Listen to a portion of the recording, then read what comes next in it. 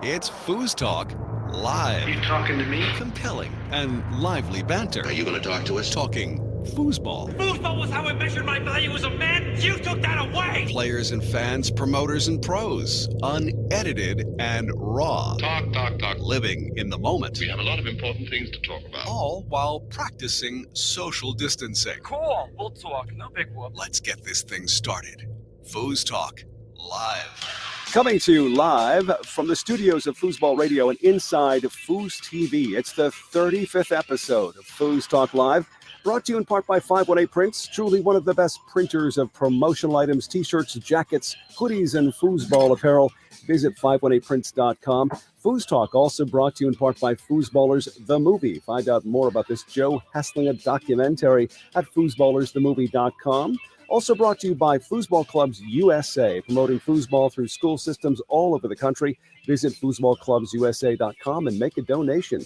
Also brought to you by Foos by Tony and Foos by Brendan. Take lessons from a top pro today. And brought to you by USTSO, hoping to usher in a new era of competitive foosball. Register today at usafoosball.com. Welcome back. It's FoosTalk Live. I'm Tom Robinson. A mighty nice night to be talking about foosball. What do you think? Well, by the way, I should mention this is our 35th episode, and this is a milestone. I should mention that this is actually marks, I believe yesterday or today, marked the 20,000th download of FoosTalk Live and Foosball Radio. So we're celebrating lots of things when it comes to our show tonight. Of course, I can't do this by myself, so I do want to turn to the velvety tones we know is the greatest play-by-play voice in foosball history. From the great state of Colorado, welcome, Jim Stevens. Hello, Jim. Thank you. I don't know about velvety voice. My voice is a little scratchy tonight, so maybe the velvet will come eventually. What happened? But I'm excited tonight, Tom. At 35 shows, that's remarkable. I mean, we got excited when we got to number 15, and here we are, number 35. That's really quite an accomplishment from you in particular, but from the FoosTalk Live team as well. Excited about tonight because we're looking back, going back now, I guess, about 35 or 40 years to the tournament soccer era, the $1 Million Tour. Right. Our guest tonight, of course, was right smack dab in the middle of that. So we're going to be talking about that. Mark Torres will have his top five. I'll have my top five top forwards from that era. So looking forward to doing that and then talking to our special guest as well. Yeah, speaking of El Toro, I believe that, of course, he's always ever present, no matter when it comes to foosball of any kind. But the 1990 Open Doubles World Amateur Champion. I got to upgrade. I got to upgrade to Open Doubles. Give it to me, baby. No. I thought maybe we could slip that in there and see if you'd notice, but you noticed. Yeah. No, I'll notice an upgrade to my tournament winnings. Please welcome Mark El Toro Torres. Yeah. Yeah. Thank you. I'm excited to be on the show again. I couldn't be more excited. I say it every week and it's true, but I'm super duper excited this week. It's Ken Alwell. And we talk about the 70s, even though I was a child. And of course, Jim was a full grown adult, maybe in his 40s in the 70s, however that math works. But we're talking about the 70s. And remember, I'm a child of 90s, late 80s, 90s foosball. So the 70s is like this memory for me through my brother and all the romantic description of the 70s. And we got Ken Alwell tonight, and I couldn't be happier legendary, to have Ken Alwell. Legendary name, from the table, back in the days of tournament soccer. So the other thing that I wanted to make mention of too is that from last week, Mike Green, who was our guest, he just mentioned to us that he is now a celebrity because of being on the show, because he's now getting hit on by chicks. So. Which is code that his mom finally called him back and said, "Hey, I heard you on this radio show," and so now Mike's a celebrity. So hey, congrats, Mike.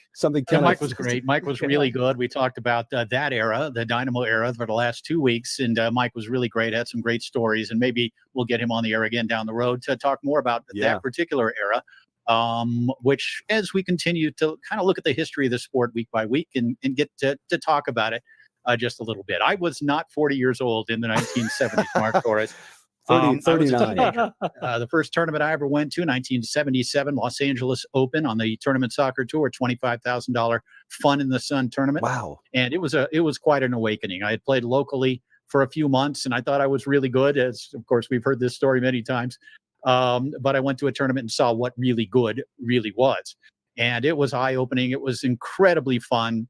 Got to see some of the great players, including the man we're going to be talking to tonight. Sure. But I was a mere teenager back then, Mark, and I know you were a very young man, having been born, I believe, in the 1970s. And so looking forward to looking back on what really is a romantic era in the history of the sport. Truly, $1 million tour when $1 million was really $1 million, right? Right. But even a $25,000 tournament in 1977. Jeez.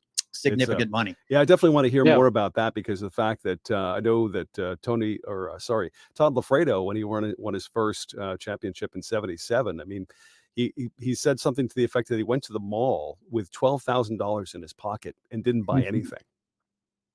I mean, that's awesome. And that's just from his winnings. And I was like, wow, really? You had that much cash? And he's like, yeah, I just walked in the mall. I couldn't find anything I wanted.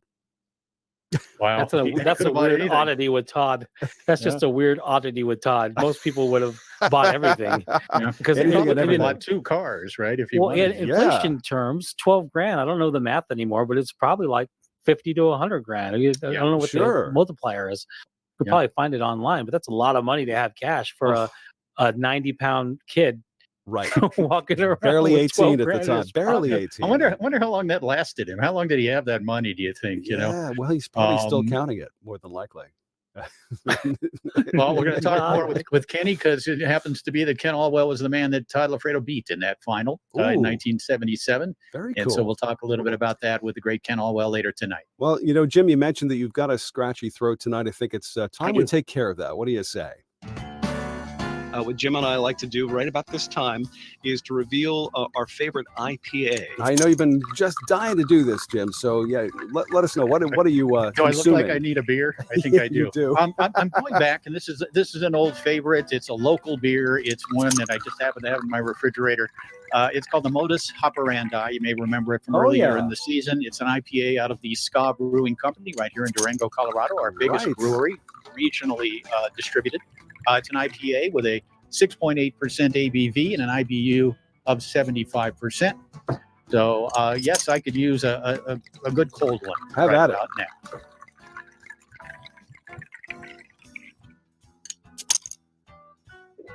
Oh, boy, that hits the spot. Oh, and you already sound better.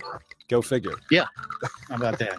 Well, I don't know for sure, but again, it's hard to say whether or not I've had this one yet before, but it's from the Fiddlehead Brewery in Shelburne, Vermont.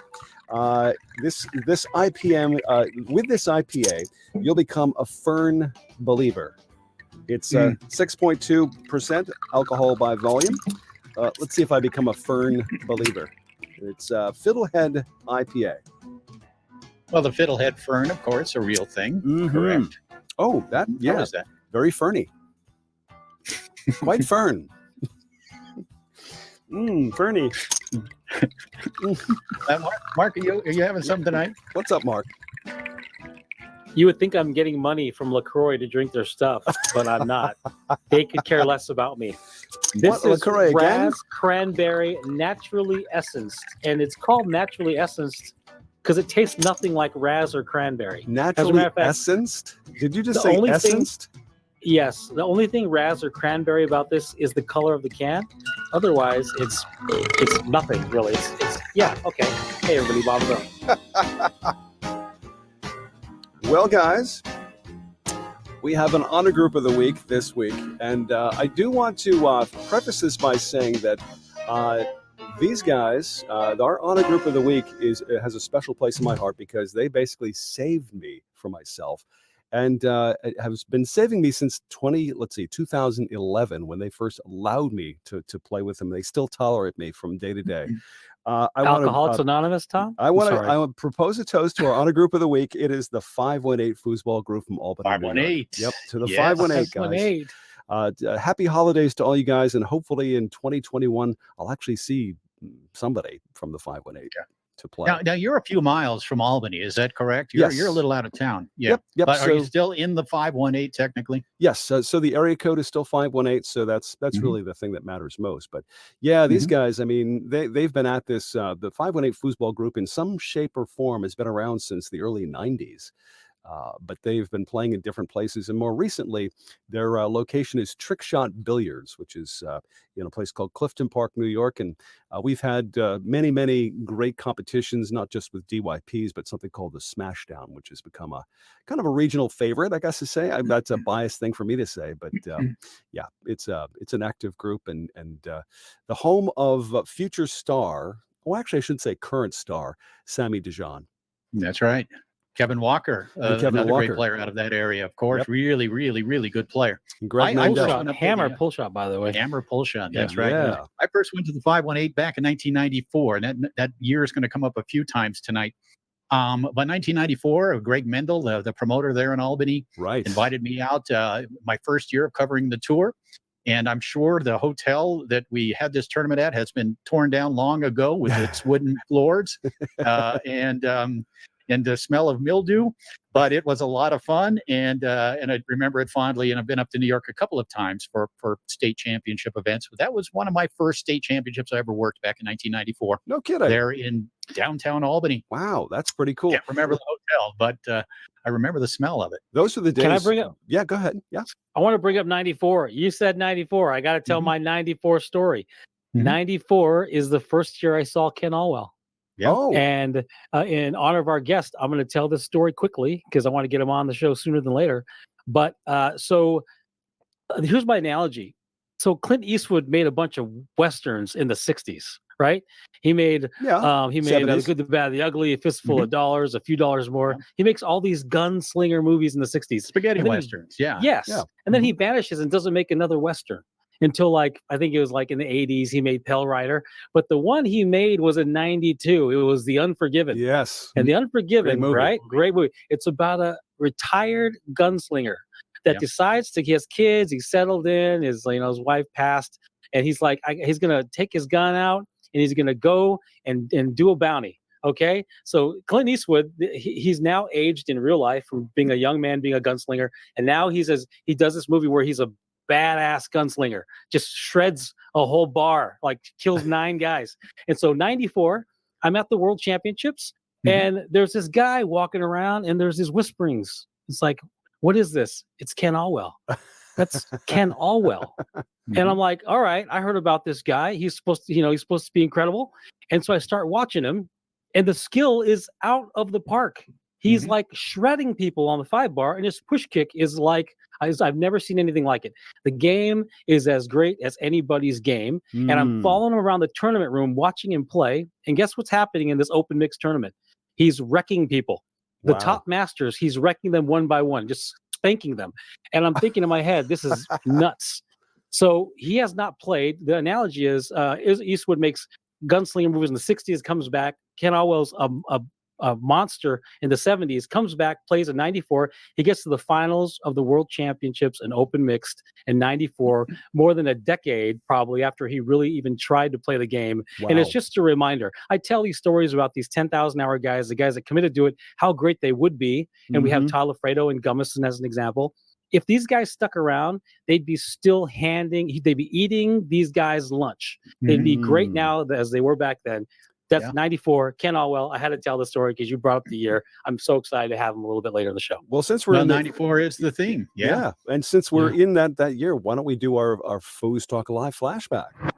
With great moments in foosball history, this is a FoosTalk Live flashback. Scott Weidman, about 2 inches off the wall, lower left-hand corner, slicing effort, turns into a pass. Nice pass by Weidman. Todd Lafredo sets it up in a pole shot position, executes the straight. The 1994 World Open Doubles Champions are Todd Lafredo and Scotty Weidman. Ladies and gentlemen, Todd Lafredo. I know he's done interviewing here with ESPN. It's been a big weekend for him and all that. But Todd, just give us one more quick saying of how it felt to win another title. The last one's always the sweetest. Listen in next time for another great moment in foosball history. It's Foos Talk Live. Yet another witticism from 1994. I mean, it's at that point, it's like, I just want another one. Whatever. It's the sweetest. Yeah, love that. Well, that 1994 Worlds, and the reason that is the flashback tonight is that's the very same World Championships that Mark Torres was referring to when Ken Alwell and Kelly Paracita lost to Todd Lafredo and Tracy Hill. Okay. In the final. Tracy Hill was actually 8 months pregnant at the time. ESPN was there covering this. It turned out to be a Rocky Mountain High weekend, as we titled it in Table Talk, with Lafredo winning both open doubles, with Weidman winning mixed doubles with Tracy, and then Tom Speer, the famous win in open singles for Speer that year. So love that. Big year in 94, but it was Ken Alwell finishing second. I have no audio of Ken Alwell winning a tournament because everything was in the 1970s. And even then, Kenny, bless his heart, one of the great players of all time, a Hall of Famer, was pretty much known more for finishing second than first in some of the biggest events in the history of the sport. We'll talk about him. We'll talk with him about that as we move ahead here tonight. Yeah, no, I think that this era, especially between the times, you're talking the 70s, the 80s, the 90s, and of course the 2000s, and it seems like there's always one personality that stands out more than the rest in each one of those decades. And thank goodness we've got Ken with us tonight. Let's what do you say we take a look at the top five? You guys ready with the top five? I know you've been working on it all week. You guys I'm going to kill you tonight, Torres. You don't have a chance. Last week you had Mike Green sit in for you, and he handed it to me, which I'm still as wondering. Expected, but a little unfair. But tonight I'm back at you. I'm taking you down. Well, I crushed you last week. I want to give Mike Green some credit for being on the show and allowing him to give you his top five. I am going to do the same thing to you this week. I'm going to bring in a ringer who will represent my interests. You're going to do what? I'm sorry, what? You're going to do what? I'm going to have Ken Alwell represent my top five 2 weeks in a row? TS era.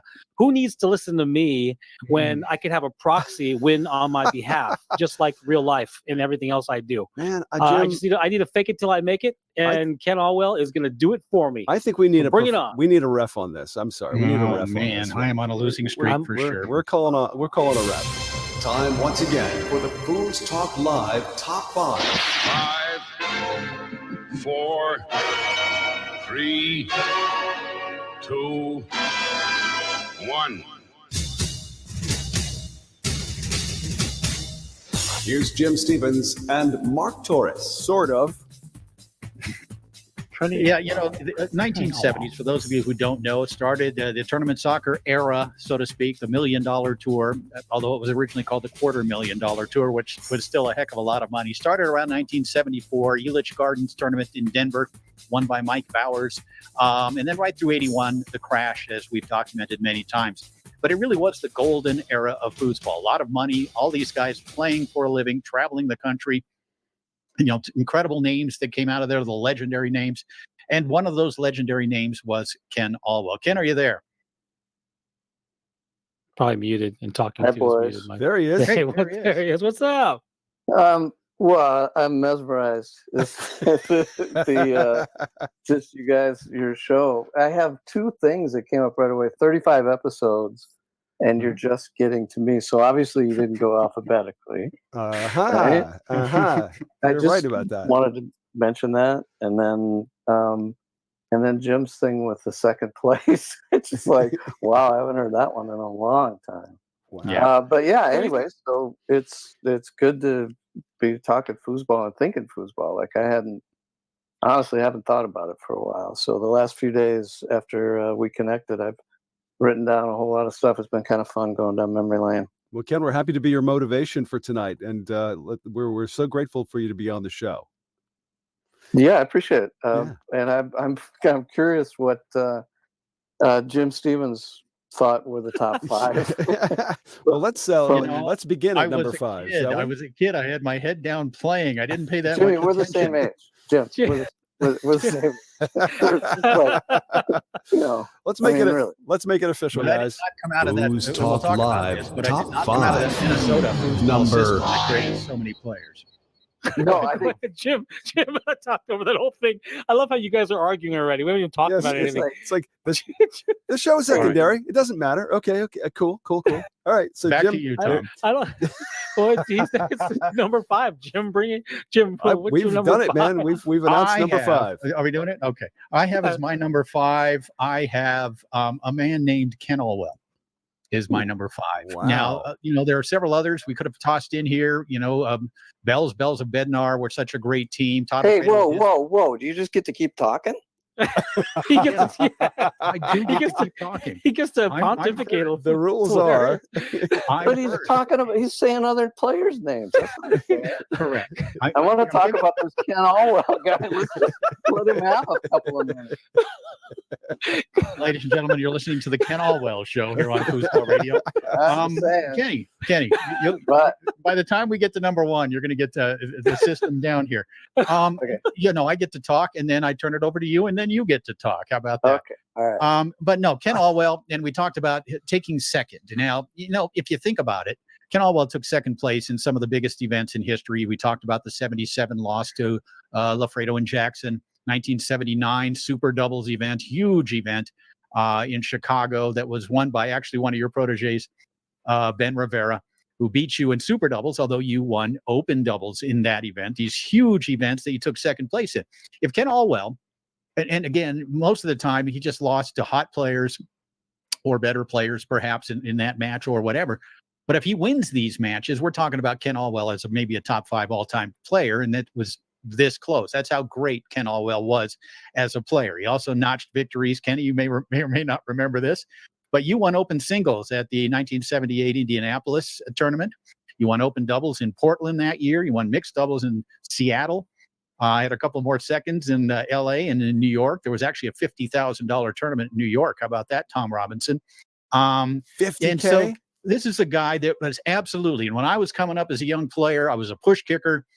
This was my idol. I didn't know Kenny back then. I only knew him as a player, as a superstar player, and I idolized him. And I had a chance later on to get to know him, of course, and we became great friends and have worked together many times on numerous projects.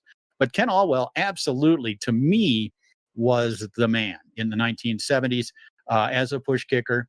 And, of course, and he had great success, Hall of Famer, etc. For me, number 5, it's you, buddy, Ken Alwell. Well, enough said. I think you have to take into account that there was in the events, I'm going to leave some people out who deserve a mention. And so blame time and distance. But there were so many good players, and they were great ones who didn't always perform under pressure in events, but they were really gifted, right? And one of the things, there's always nuances. Like I remember, obviously, the events. I was talking to Mark about this earlier. When we played Lafredo in 77, Smiley and I had practiced for a month. I had a book on every player that we could think about. I didn't even know who Lafredo was. I'd never seen him. Mm-hmm. There was a dryer partner tournament on Thursday night. I took first. Lafredo took second. Speer took third. And that was the first time I'd seen him. And he was coming up my side of the winner's bracket. And I'm watching him beat top team after top team. And I'm thinking, honestly, sweet. We beat Bells and Bednar for 9th or for 5th. And then I'm thinking we're going to roll and play for Wiswell for one of his winners. And I remember Todd at It's So Todd. He came down in the morning before our match, and he had just gotten out of bed. His hair's all messed up. He looks, he looks like a kid. And we warmed up together before we played. And I was like, I'm thinking, I'm going to wax him, because he wasn't even down here practicing. And he and Gil both were just offensively just incredible. So I don't feel terrible about that loss. There was so many people watching, so much support, and first time in a big, huge match like that. We went back and forth, but he was just on fire. He was great. So anyway, my number 5 to throw out there I didn't include myself in top 5. And again, I told you, Jim, I think there were 3 eras for TS. 74 to 76, 76, 77, and then 77 to when it closed off. But I went with Rick Martin. And one of the reasons I went with him is I had 2 10-game marathons with him where I won the winner's bracket, 2 major events. And he and Kaiser were just, we just battled. I battled him in mixed. I battled him in singles. He was a phenomenal money player. Just and an overall, great guy and incredible competitor. So that's my guy for number 5. Awesome. FoosTalk Live Top 5. Number 4. Well, that gives me a chance to talk about Rick Martin because he is my number 4. And we lost Rick this past year. Had a chance to really kind of get to know him a little bit after he returned to the tour, maybe 8 or 10 years ago. In a just an occasional way, he would come out on tour in Las Vegas or when I'd go up to the Pacific Northwest. And the way he was treated, when I go up to the Moneyball tournament in Portland, or I did a tournament up in Seattle, and most of these tournaments were probably 80% or 70% of the players that were at these events were 50 years or older and had been around during that era. And all of them had such respect for this guy. He was a great guy, great competitor. A couple of world championships. He won, the year that Lafredo beat you in the finals in 77. Martin won singles that year. Also won an open doubles title in 1980 on the tournament soccer tour. A push kicker and a class act on and off the table, and just a great competitor. And again, a lot of times with these guys, you kind of listen to the people who competed against him. And we just heard you describe Rick Martin, what you thought of him, how much you battled him in that 10 games. And what a great guy he was, a class act off the table as well. And the foosball world misses him. He's a Hall of Famer, certainly one of the best players of that era, maybe even a little bit underrated in a lot of people's minds. But my number 4, I've got Rick Martin. Well, since we're going, obviously I have him underrated because I had him at 5. And then number 4, Mark and I, we really had to put our heads together on this one because Mark was 7 years old when this guy was in his prime. But he remembers the name was my mentor, Mike Bells. I've got him as number 4. And one of the things about Mike that was amazing to me was, first of all, he was one of my best friends. I love him. He's a great guy. But he was one of the few. Now, I'm sure that there were a lot of players who had jobs, like real jobs. But he had a real job and he competed on tour, which to me was unusual. Most of the guys that were out there playing were playing full time, and so he'd show up for an event, and of course he played with Brent, which made Brent Bednar, and that made a big difference. But he went from 0 to 60 and was competing. He probably had the best defensive 5 man. I know for a fact he worked harder than anybody else on defense on the 5. He used to I drove him crazy because I barely moved the rods at times. I was mostly offense, but he really worked hard. He made the most. He was left-handed. So for him to shoot a good push kick, and I just say good. I wish he was here listening. But you talk about major events. He was 17 years old when he took second against Kaiser and Rivera in Denver. The 75 Worlds, came back and won the 76 World. He lost in the finals of Super Doubles. He beat Smiley and I to get there, and lost to Furry and Wiz, or they would have been playing. Brent and Mike would have played for the Vets. He won the money list in 76. 77, we beat him for 9th or better, but we went 5 games with him, and it was a battle. I don't know who he lost to in a loser's bracket, but then he came back. They won a 50 grander in Reno in 78, 79. So anyway, Mike Bells gets my 4th place. Awesome. FoosTalk Live Top 5. Number 3. My number 3, and it was really a tough one between 3 and 2. Both had incredible records, but one of those players really, and you talked about it, Kenny. There were really 3 eras. This was a guy that was in that early era, the Pacific Northwest era, if you will. This was Dan Kaiser. I've heard a lot of players talk about him. I actually had the chance to see him play one time later in the 70s. Maybe one of the scrappiest players you're ever going to see. A guy that got possessions, worked hard, maybe didn't have the greatest 3-row, but was a multiple world champion. I believe he won 3 world championships on tournament soccer, and really was part of that early class of great players out of the Pacific Northwest. Of course, tournament soccer headquartered in Seattle. And a lot of the early big names came out of that area. We talked about Rick Martin as well, coming from that Pacific Northwest era. But I'd love to hear your thoughts, and perhaps he's on your list as we get down the road here as someone who competed against him. Me as a fan, as someone looking back at the stats for the most part to put my list together, and of course just the legendary status of a lot of these guys that it's been handed down over the years.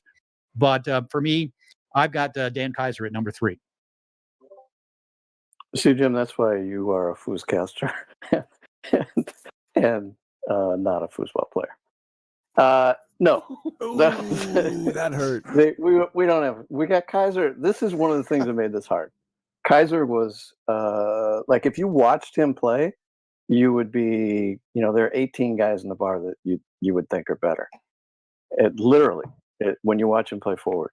But if you needed somebody to make a point or get a pass, it was Kaiser under pressure. And in fact, one of the things, I actually mirrored my outside demeanor on his. You never knew what the score of the game. He never made it an emotion on his face, never. And I used to actually think to myself, when I let something get to me, I didn't want to give anything away, and I'd say, Dan Kaiser look, Dan Kaiser look, Dan Kaiser look, in my head, to try and just keep myself under control and don't let anybody see if they were getting to me. He was obviously, he won singles, mixed and open doubles. He revived his career late in his career by playing goalie for Martin, and then for Speer at Worlds in '80. But I don't have him in my top 5. He's on the list. I've got Lott and Simon and Kaiser and Crowell, Jerry Knowles, Steve Leggins, Steve Parker, Steve Lewis, Red Eye, Rick Bieberg.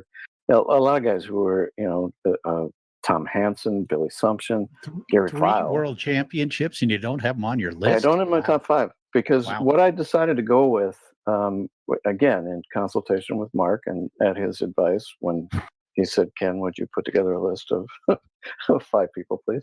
But it's a conspiracy. I had to go, I had to decide what's the criteria. And you can, and I just thought, I'm going to go with performance, money, and performance at majors. And because that's sort of what we remember, if you're going to go, because otherwise you could stuff, 2 or 3 guys at number, at each number. It's really hard. So in order to break the logjam, I had to do, and I had trouble between 2 and 3 as well. And I've actually got Doug Furry as number 3. Because remember, you said forwards, right? Mm-hmm. Mm-hmm. And if you're talking forwards, Doug played goalie for Wiz in, I'll tell you, until what? Wizzy died in 81, 80? Yeah. So he was playing goalie. They did have to switch quite a bit, but then Doug won a few mixed doubles titles, and he won, obviously, a whole bunch of singles titles. So he had to play at times. I mean, early in Doug's career, he wasn't that great a goalie. Wiz started dating Lori Schranz, and she really worked with Doug, and his game changed. I can tell you exactly where it happened. Was at a 50 grander in Cleveland. Brett and I won the winner's bracket, and Furry. I watched Furry play coming through. He blocked Speer 18 times in a row for winners and losers, and it was just amazing. And he'd always use a 3-man D on me, and he switched to this race, standard race, and he was tough. And he really, really, at that point, from then forward, he was a great goalie. Anyway, and obviously, there was nobody better as a money player. So I've got him in forward skills performance between 76 and 81. I got Dougie third. FoosTalk Live Top 5. Number 2. So let me get this straight. You say to me that that's why I'm a Foose Caster and not a player, whatever that means. So on my list, I've got at number 3, a guy that won 3 world championships as a forward. And I get criticized. For you, you've got a guy at number 3 who won 0 world championships as a forward, made his mark as a goalie. If we're talking about the best goalies on the TS Tour, which I'm guessing we will be next week. Wait a minute. Doug Curry's going to be on there. Do facts matter? No, they don't. They really don't. He won worlds in 81. Okay. I just had questions. That's all. Okay. Yes, but my number 2, and it's maybe to some people it's a surprise because he had such a great career later on Dynamo and then on Tornado. In fact, when we're talking about the best on each of those 3 tables, Tournament Soccer, Dynamo, and Tornado, this guy probably appears on the list of top 5 players. And of course, we're talking about Tom Speer, who at one point, you have to think, Kenny, there was a stretch there, and I want to say it was 1979 when he won the Tournament Soccer Player of the Year, where he was nearly unbeatable in open singles for one, but just a great player. It was the first sort of alliteration of Tom Speer, the early Speer. This was a guy that never said a word, was almost a statue at the table, very calm, unemotional, incredible 5-row, such a smart player, just got the job done. And I remember that time when all of us said, who is this guy, this Tom Speer guy out of Denver, suddenly out of Colorado, and he is out there dominating in the open singles category, and then, of course, Player of the Year, and ended up having just a great tournament soccer career, also won world titles on Dynamo and on Tornado, and one of the great players of all time. When we do put together our top 5, top 10 players of all time, this is a guy that's going to be on that list. And I'm looking forward to hearing your impressions of the great Tom Speer, who is my number 2. Well, that's a coincidence because Speer is also my number 2. Is that allowed, by the way? Yeah, for sure. Absolutely. Who's just a Foose Caster now, buddy? You've got it. So why are you a Foose Caster? Is because in all of these, I had to think of all these guys not only in terms of how hard was it for me to beat them, why did I struggle against them? What was it about? I could even think back. I could probably come up with my notes that I had against each. I knew their strengths and weaknesses. Anyway, and Kaiser, as a forward, I didn't lose to him. But when he played goalie, I lost to him twice, and both of them in big matches. So anyway, so back to Speer. I didn't see anybody in all my years of playing who I equated as much like he was a grandmaster chess player. That was my impression of him. I told Mark earlier that when I played him, it was like the tortoise and the hare. And when the brown top came out, remember there was the green top early, then there was the blue top. The blue top had really inconsistent feet on the men. Spacing was inconsistent. And then they had that ball that obviously didn't roll perfectly. But the brown top was Speer in a nutshell. I played him, in mixed doubles in the finals, the first brown top tournament. And the precision of that foot and the way it was manufactured allowed both he and I to really do well. So the fall of '79, I played him in the finals 3 majors in a row, or 3 tournaments in a row, one of them major, and lost all 3. And it was like the tortoise and the hare. The guy was massively consistent. And like you said, he did it in all 3 events in mix, and he did it without breaking a sweat. That used to piss me off. You know what? Before we go to number 1, I gotta ask a question. I love this tortoise and the hare analogy. I know you're the hare in this analogy, and Tom Speer's the tortoise. And we had top 5 bars a couple weeks back. and I had Tom Speer as number 1 and Tony Spreedeman at number 2. And I got flack afterward. Of course, everyone wants to debate this stuff, and there's so much subjectivity. But my argument was Tom Speer played rabbits and hares and cheetahs and leopards for 30 years. And all his passes looked the same, and you never knew when he was going to pass. So these speedsters that like we have now, they're great. Don't get me wrong. I think they're brilliant. Like Tony Spreedeman's 5-bar is a juggernaut. But it's not like Tom Speer defensively and offensively wouldn't have been able to keep up. That's my idea. Ken, I want to get your take on that whole exchange. Well, I think you're spot on, and it doesn't really matter in terms of speed, because the consistency to get the ball, they're both up there, right? In other words, their execution, they're both in the 90s percentage wise, right? In terms of passing. Somewhere. And I told you earlier, the thing with Speer is that like with Tony, I'm not sure what his read is. I knew what Speer's read. Like by the time Speer passed, he was passing through a truck hole.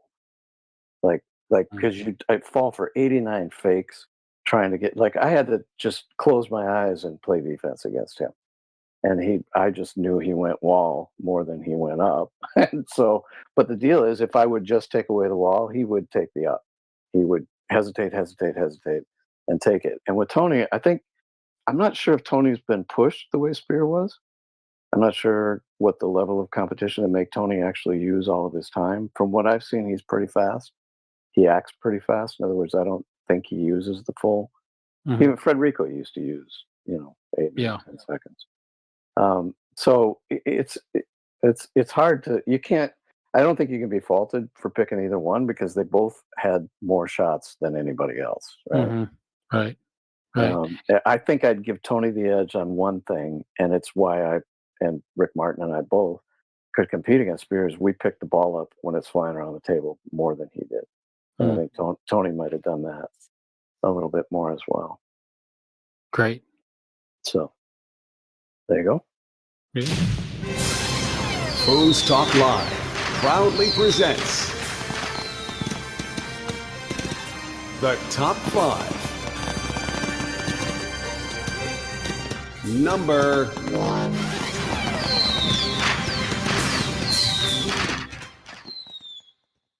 Well, there's a fair chance we both have the same number 1, as does happen occasionally, but we'll see. But, when I first saw the Pro Tour, I had a chance to see this guy playing the forward position, who played it with such intensity, whose pull shot was so fast and hard.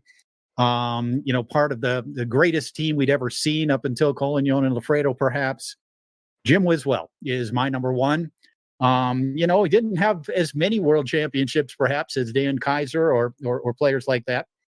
But a lot of wins, and part of the greatest team, again, that we'd ever seen, and a legendary team, and a guy whose aura still carries down to the modern day. Still, when they talk about Wiz and Fur, when they talk about Jim Wiswell and the intensity and how much power he had as a forward, it's still spoken about with awe. And as a man I know who competed against him many times, as a man I know who was a very, very good friend of Jim Wiswell, who unfortunately passed away in 1981. And I know you've got a little backstory on that as well, and maybe we'll get into that, maybe we won't. But my number 1 is Jim Wiswell. Well, you're learning. I'll give you that. Speaking the truth. It just seems anticlimactic. Like we should have somebody else. I should say Johnny Lott is my number 1. Please no. Please no. We could debate that one for a while. Please stay with Wiswell. All right. Brendan Flaherty. Again, back Mark and I and Flaherty I had a lot. Deep consultation, we came up with Jim Wiswell as number 1. And it really, going by the criteria of just overall, if you went back, if we had all of the results from all the TS years, he did it, as a true pure forward. Like Jimmy couldn't play defense for poo. And I don't think he ever won. I think I have more singles titles than he does. But his offense, he was intimidating. if he got to now, I played with Smiley, Bowers, and then Brent. And I think of those three, Brent probably had the most trouble. But he played with, I mean, they started playing each other when they were 16 years old. So luckily I always had a good goalie behind me. But like when I played him in mixed, he played with Laurie most of the time in mixed doubles. And he was intimidating. Like I wouldn't have wanted to try and block him. It's not just that he scored. And it wasn't just, he was a big guy, and he would pound the ball and then he'd be, yeah.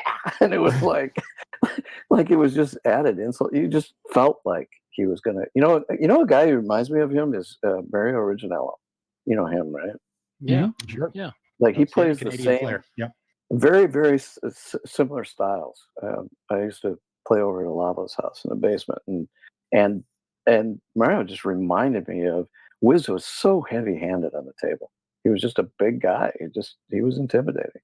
But his record, and yes, I knew him. We were friends. We were competitors. We traveled together to and from events. Had a lot of great times with him. And yet when the match started, he was all business. He was like, I was in his way for what he wanted, and he was tough. He's a tough player. So I don't have any problem listing him as the top forward on TS during that time. And really, Jimmy, when you talk about from 74 to 81, it would be, he's up there with File as the two probably most dominant in that era. Yeah. Talking about Gary File, of course, one of the early pioneers, one of the early great players. Mike Bowers, who of course won early. But you mentioned it earlier. There really were kind of three eras of the tournament soccer era, and you can almost divide them by regions. Is that correct? You can kind of go Northwest, Minnesota, Colorado, almost. Well, somewhat. Yeah, you can. I mean, a little. I can tell you. I'm not sure what you want to do here. We got the top five done. Do you guys do a little ringy dingy? Torres won. Yeah. I guess. I don't know. Is that just you're so used sort to of it? Technically speaking, yeah. Mark pulled it out again this week, but that we're gonna call it a ref on this one. Yeah. Congratulations, Mark. Yeah, I need a ref. Way to You're go. right, Tom. Well, it's a subjective thing unless you actually just went in and went according to money, or you went according to if you knew what the finishes were, it had all the results and could actually apply a formula to it. Mathematically. But what's funny is just we're both in the top five. Neither one of us has Lafredo, and it's in the TS era. He won that one event. Oh, I got to tell you about Lafredo. You said he went in the mall and didn't buy anything. Now, during that time, I was doing a lot of traveling. Todd and I became friends, and I went to he was living with his mom. He's like this. He's just Lafredo, and he bought a Zenith television, 25-inch TV. Nice. With his money. So we're sitting there and he just kept showing me this feature over and over. It had picture in a picture, and then it had zoom, and he would just over and over. I'm like, Todd, you just got like 12 grand. This is it. I bought a new car with my money. I was traveling. Todd got this Zenith TV. It was hilarious. That's great. But anyway, all he had to do was buy like $200 in Apple stock right now, and he'd be flying around in a jet plane. Think about that. Think about that. Well, funny. Go ahead. You go ahead. No, I was going to say in brief. I just pulled up an inflation calculator, and so I think the irony is when we talk about majors. And majors you took second in, but we don't talk about all the regionals you took first in. And these regionals are $5-granders or 15-granders. And you do the inflation calculator. If you played in a $5-grander in 1977, it was a 20-grander compared to today. Like today's money. Mm-hmm. So the crappy tournaments in the 70s were as big or bigger than our biggest tournaments right now. So if you were winning those, which I'm assuming you won some 5-granders, 10-granders, 15-granders, your winning record far surpasses what anyone has been doing in the modern era of foosball for the last 15, 20 years. So I think there's great accolades there, in spite of some finishes in some of the biggest visible tournaments. I think you had an incredible career. So we win there too, you and I, Kenny. Just keep winning, baby. Well, I appreciate it, Mark. I've never had a sense that I felt, horrible. I knew, I was inside me and I gave everything I had. And there wasn't like, in Chicago, 20 grand or 20,000 winner take all. And we're playing Ben, who had just won open mixed doubles. And I had to spot him a point a game. Yeah. And he's playing with Chuggy, who's playing really well. Yeah. So we're giving him a point a game for 20 grand in front of this huge crowd. We were down 2-0, 2-0-4-2. And Ben had 2 shots. Brent blocked them both, scored 2 from the back. I got it scored. And all of a sudden, I remember, I don't know if Jimmy, were you there? I was not, no, but I was jumped, friends with Ben Rivera, of course. Yeah, I jumped. So was I. But anyway, I jumped like 30 feet in the air and we went, when we won. I played a perfect game, or we, as a team in the 4th game, we won 5-4, right? Should have been 5-3. Should have had momentum.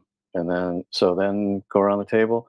And here's one of the things that I will say in my defense is that tournament soccer had a goal insert, right? They had on the inside of the goal a plastic piece, and every once in a while you'd hit that plastic and things would rim, right?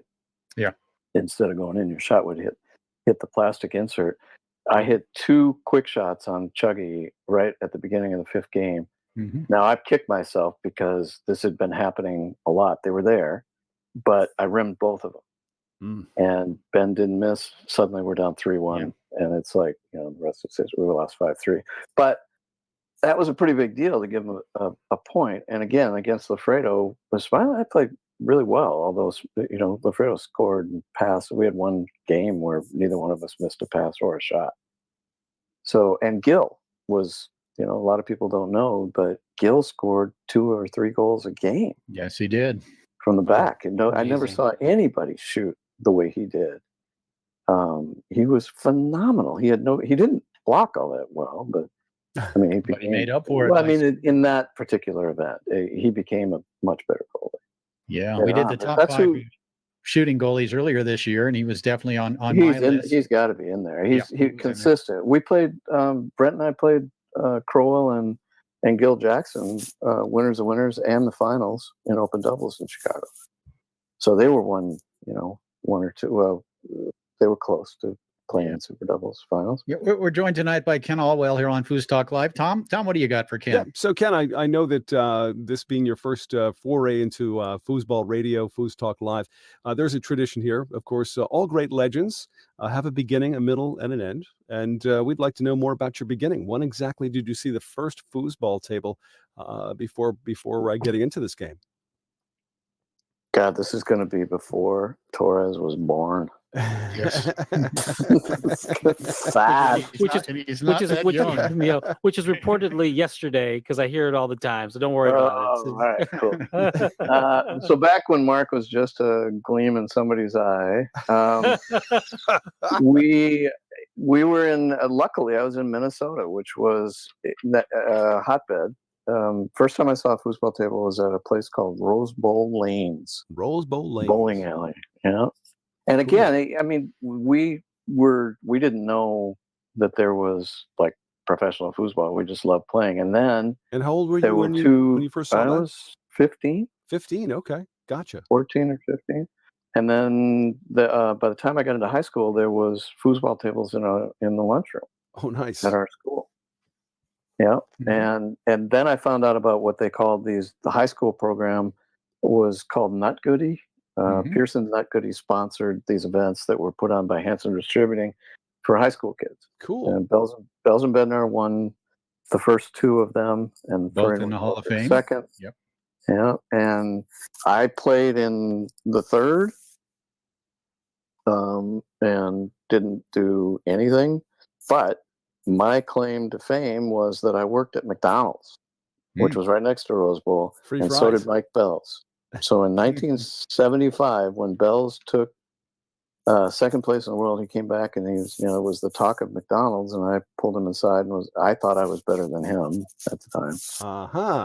I was shooting a push shot, which I shot for a really long time, and Mike went to work at a place called Piccadilly Circus, which was an arcade, which there used to be lots of those around.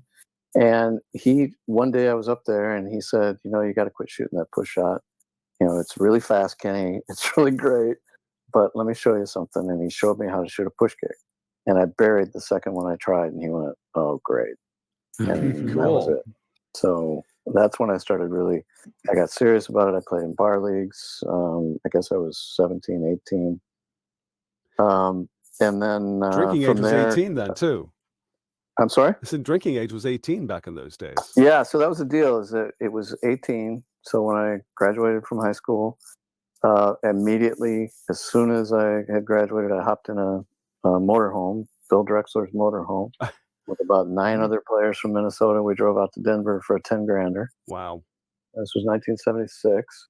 And here's how fate works. I played with a guy named Joe. I can't remember Joe's last name. He was from St. Paul. Anyway, we lost file, and I think he was playing with Karen Gilliland. Anyway, Mike Bowers lived in Denver. I didn't want to go back home. And Brent was going on the tour with Guy Vogelbacher, who was another great player, and Jeannie Bolio, the guy's girlfriend and mixed doubles partner. And they asked me, or I tagged along. Brent didn't want to be the third wheel, so I ended up going with them on the West Tour, which was we went to Denver, and after the Denver tournament, went to Bauer's house, and there's like who's who of foosball at Bauer's house. Wow. And he had 2 tables, and he took me under his wing. So I was playing with him, and we held the table, That's which awesome. was like this huge thing for me. And the next weekend of the tournament was in Phoenix, and Jeannie and I played Bauer's for winners and winners in my first open doubles, or my second open doubles. No kidding. And we ended up, but I was so psyched out by him. It was like we lost 3 straight, and then we lost 3 straight in the finals. But I took a second place in my second tournament. And then going on, it went from, I think TS was really organized in the way they did the tour. Yes. We went from Denver to Phoenix to LA. We were in the Queen Mary, and then we went up to San Francisco at the Claremont, and then to Reno for a 10-grander, and then they went to the East Coast. And hey, Ken, when's that Santa Cruz? We have a picture of you in Santa Cruz with Lafredo, Wiswell, Bowers, Furry.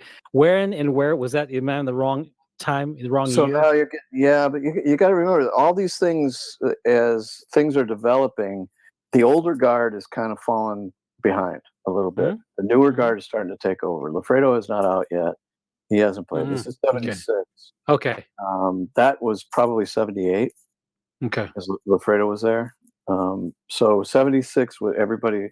Tom Hansen was still playing. He and Eddie Tuckinen won like 8 events in a row. Lott and Simon were winning. Paul Daltas was still playing at that time. So there was still a lot of the older players. And then Billy Sumption. He won mixed doubles in 76 and at Worlds. So, but they had taught a lot of players how to play. I mean, for example, I took 3rd place in 2 or 3 Minnesota State tournaments in a row. The first place was either Wiz or Fur and Bells and Bednar. And, I remember, in fact, I don't know how much you guys want me to go into, but I remember what motivated me to get over the top, because it was hard to beat. I was going to ask you that. Yeah. What kept you going? Well, it was a jump start when Brent had a trailer, and Bells and Brent and Furry and I and Wiz were all out at this trailer. There's 5 of us. We're watching some show, and they're talking about, we were heading out to an event that coming weekend, and they were talking about being the 4 kids from Minnesota. And I'm standing there, right? And it's like, Jim Stevens, you can relate to this. You're left out. So I'm left out, and it got to me. It was really a painful, I had not been able to beat them, but this next event was my first time. Smiley he and I, that was our first tournament. It was a $5,000 tournament in Quincy, Illinois, and all the top players were there, because the next weekend was a tour event in Champaign, Illinois. Anyway, Smiley and I played. Wiswell played with Brent, and Furry played with Bells, and we won.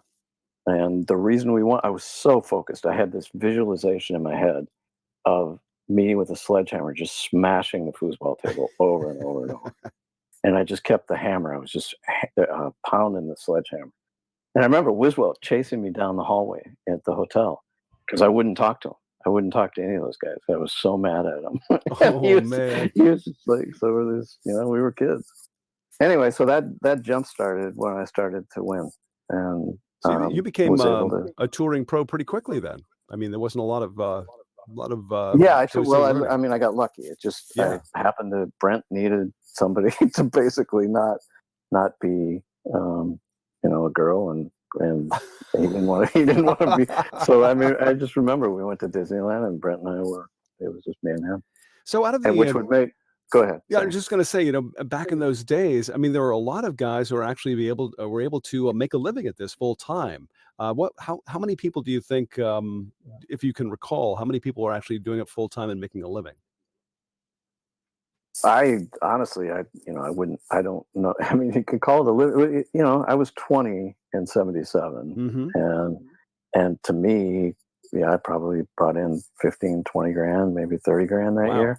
Wow. Which was plenty. I mean, it was, and then the following year, 78 and 79, I was actually flying to events. At first we just drove. Gas was 20 cents a gallon. Sure. And we had time, I mean, I'd call Brent up and say, you want to go out to Seattle? And he'd go, sure. And I go, good, because I needed a ride. So we would just take off. It was a 30-hour drive from the Twin Cities. But I want to understand this. So, like, I'm trying to understand a historical perspective. So it's like the Vietnam War ends in '75, and then there's foosball tables that are just cropping up, and people decide to sponsor like Nut Goody and leagues because it's still rotary phones, and you guys are you arrive somewhere and you know who the names are that are there that have been in their own little enclave practicing foosball, like wild animals getting ready to unleash their skill on everybody. It's still like this whole kind of bubbling up thing of pools of talent regionally. And you arrive to the mystery of all these great players you might have caught wind of. How does that whole thing work, man? Like from 0 to 100 miles per hour. Is that kind of what happened? Like, well, that's pockets of great. You can think of it that way, but you remember, at when I mentioned the Nut Goody tournament. So there had to be 500 kids at those easily, and so the organizational structure of the local distributors and operators were what got foosball off the ground. It's because of sticking a quarter in to a game that didn't take up a lot of space, and a lot of people were playing and were drawn to it. And so those operators put the tables out. The distributors wanted to sell more tables, so they did promotions. So they would come into the schools and they'd have players come in there that would show us, like, how do we know that there's a push kick or there's a certain style of pass or a brush pass, or we didn't know any of that stuff. We were just as good as whoever was beating us, right? I mean, I remember I used to go home and I'd make up shots because I was thinking, well, I want to have an option. They think I'm going to do this one, and then I do another one. Well, I didn't know that I was doing options off a push shot, right? Nobody had ever taught me how to shoot the holes or hell, a 5-0. I didn't have a 5-0 until I copied Steve Simon in 1977. Wow. So a lot of these things were being learned, and they were being learned in different areas. Now, here's one that the difference between now and then, we got an internet now. John Zoller, it plays out of New Orleans. You guys all know John, right? So great player, same age as me. He had no idea tournament soccer or the tour existed, but he was playing constantly. And it's one of those unfortunate things that it really didn't reach everyone. But those that did, though, there was I remember Lott used to, over in a corner when the tournament was over, would there'd be 30 or 40 guys around a table, and he's showing us a new pass he just came up with. Cool. Which was amazing. But that's the way, things were. And then the other thing was that the guys who, like guys like Bowers and Kaiser, there were people who lived in different areas that opened their houses up to us. And so when we would travel, and we'd have a place to stay, and we'd play foosball for hours. And you naturally just got a lot. You had to get better if you wanted to play, right? Yeah. If you want to be on the table. So, yeah. So from that era, when you were out there on the tour early on, who was your biggest rival? Who was the person you wanted to beat the most?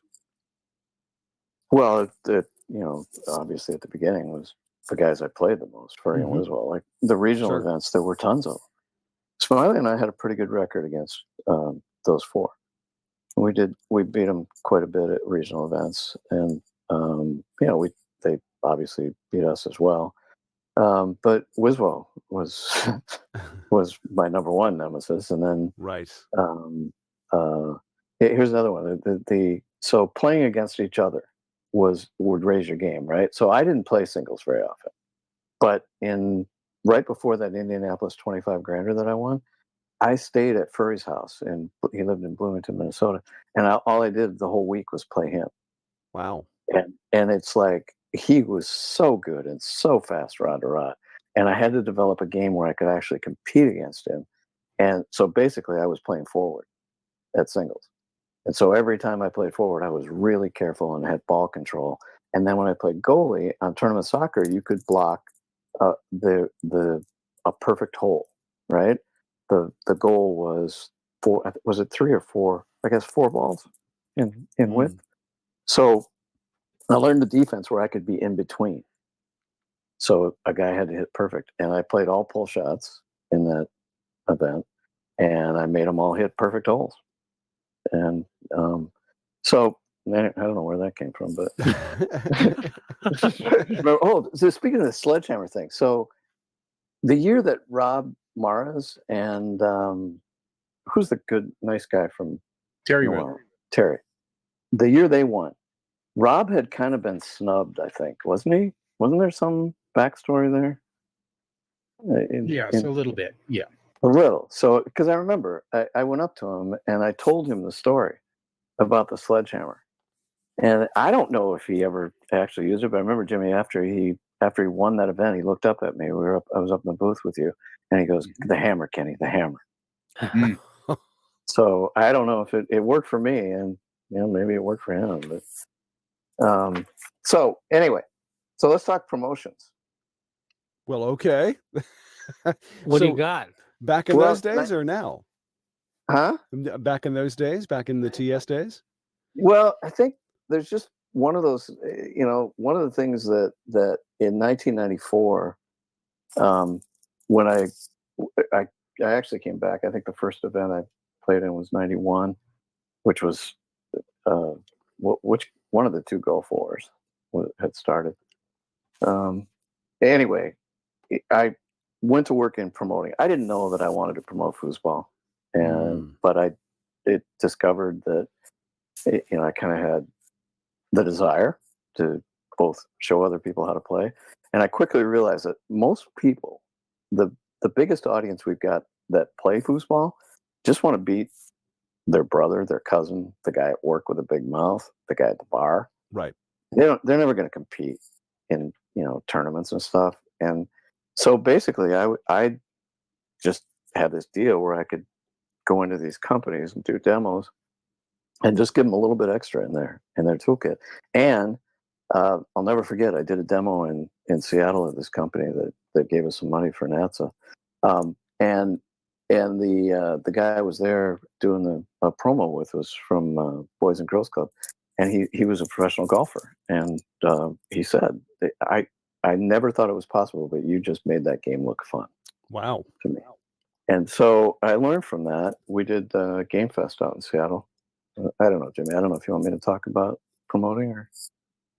No, I figured we'd get to it at some point here. Sure. But we're going to let you take us wherever you want to go. Well, we're just wandering. You guys are the ones doing the show. Just waiting to ask some questions when we. I know there was one thing. This is all I'm going to say about the rollover. Okay. Yeah. The rollover. All right. There's guys in my era who have been pretty negative on that shot, right? Mm-hmm. For sure. And part of it is because I remember Terry Moore is one of my favorite people, and I remember playing against him. I had some great battles with him, especially in '94 when I was actually playing. the thing about that rollover is that suddenly everybody was a threat on the 3-row. In my era, there were only, like I played with goalies who there were some guys we played, I knew they weren't going to score 5. I could go out, take a break, have a butt, drink a beer, come back, and they'd had 84 shots and they were still, we were still up 2-1. There was just guys, they just weren't going to score. Tom Speer. No, Tom figured stuff out, I mean, and really, I mean, me against Laurie Strands, it's like I'd score one out of 5, 1 out of 6, but I was okay with that because I had enough possessions. And if I was playing with a partner, like one of my regular partners, they were doing their job, right? They were blocking. But with the rollover, that changed. There were, I mean, in my era, I don't know, Jimmy, I think there was 10 power forwards. Probably, yeah. There were, like 10, probably 6 power pull shots, 1 power pull kick, and 4 or 5 power push kicks that were just like, if you didn't know how to block, you were dead. Like I would go into some mixed doubles matches, I'd score 15 in a row.